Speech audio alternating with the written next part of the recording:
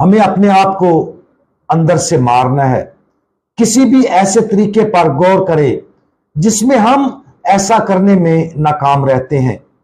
और जिस तरह खुदावंद यीशु मसीह ने पतरस को डांटा, हम खुदावंद यीशु मसीह को अपने आप को डांटने की इजाजत दें, ताकि हम उस मुकद्दस कुर्बानी की मोहब्बत के खौफ से आजाद हो जाएं जो हमें खुदावंद के साथ मुत्तहद कर देगी। हमारे कुर्बानी देने वाले खुदावंद यीशु मसीह, आप अपनी जान को कुर्बान करने से नहीं डरे।